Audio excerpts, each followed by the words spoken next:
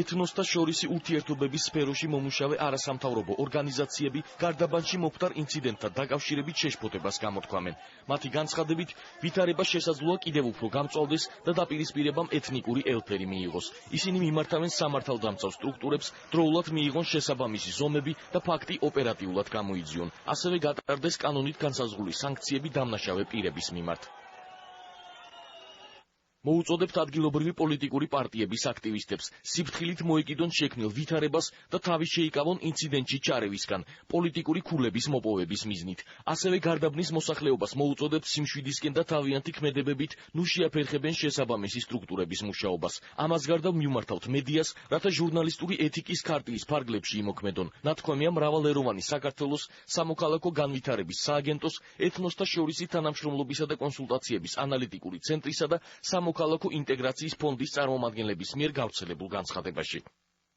სამართლიანი არჩევნების აღმასრულებელი დირექტორის შეფასებით, გარდაბანში კონფლიქტი ეთნიკური ნიშნით დაპირისპირებით დაიწყო. ნინო ლომჯარიას თქმით, მას შემდეგ რაც თანამდებობის პირები ინციდენტში ჩაერიან, მას პოლიტიკური ელფერი მიეცა.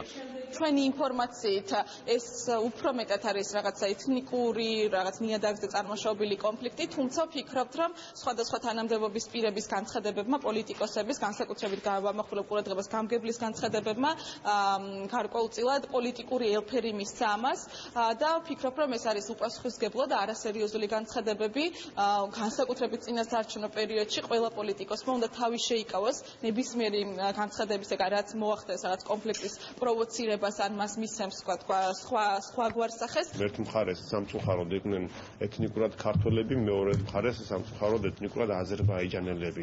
რითი დაიწყო ეს სხვა თემაა, მაგრამ ამას რომ ეძლევა შეფასება ეთნიკური დაპირისპირების, ეს ძალიან სამწუხარო, ძალიან საფრთხო თამაშია, მხოლოდ ჩადენილი დანაშაულზე რეაგირება კი არ არის სასურველი და აუცილებელი სამართალდამცავ სტრუქტურიდან, ამავდროულად აუცილებელია პრევენციული ეფექტური მექანიზმების გატარება, რომ ეს არ გადაიზარდოს უფრო დიდ პრობლემაში.